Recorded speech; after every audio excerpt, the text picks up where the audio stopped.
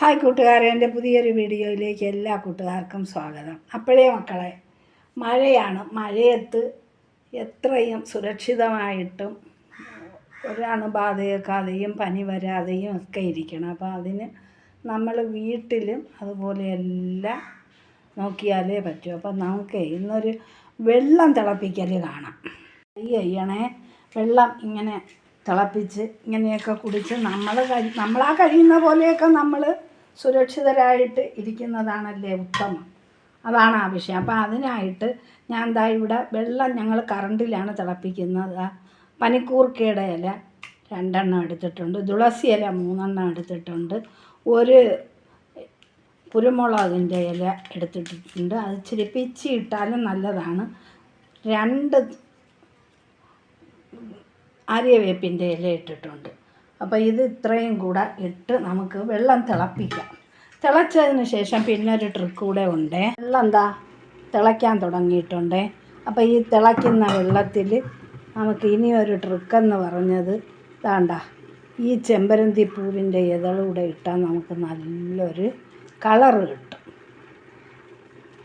അപ്പോൾ ഇങ്ങനെയുള്ള വെള്ളമൊക്കെ ആക്കി നമ്മൾ കുടിച്ച് നമ്മളെ ആരോഗ്യത്തിന് നമ്മൾ ശ്രദ്ധിക്കണം. ഇപ്പം മഴക്കാലമാണ്, പരിസരങ്ങളിലൊക്കെ പനിയും ജലദോഷം, കഫക്കെട്ട് പിന്നെയുള്ള രോഗങ്ങൾ ഒക്കെ കാണാൻ ചാൻസ് ഉണ്ട്.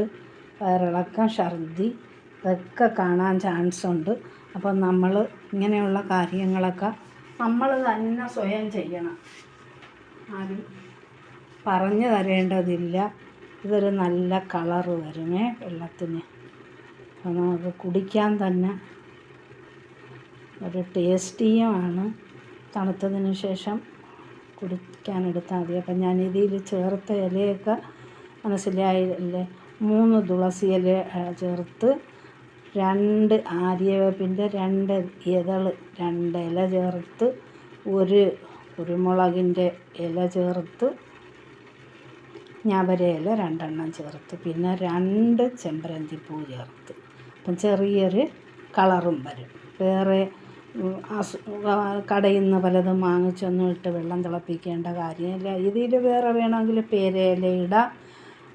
ഇങ്ങനെ പലതും നമുക്ക് ചെയ്യാം. ഒരു ദിവസം ഒന്ന് തിളപ്പിക്കാം, ഒരു ദിവസം വേറൊന്ന് തിളപ്പിക്കാം.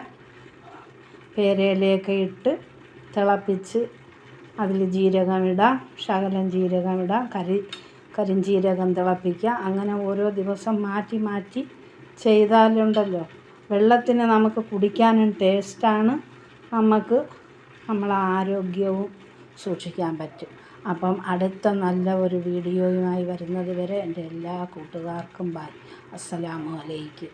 എൻ്റെ വീഡിയോ സബ്സ്ക്രൈബ് ചെയ്യാതെ കാണുന്ന കൂട്ടുകാരുണ്ടെങ്കിൽ ഒന്ന് സബ്സ്ക്രൈബ് ചെയ്ത് ലൈക്ക് ചെയ്ത് ഷെയർ ചെയ്യണേ.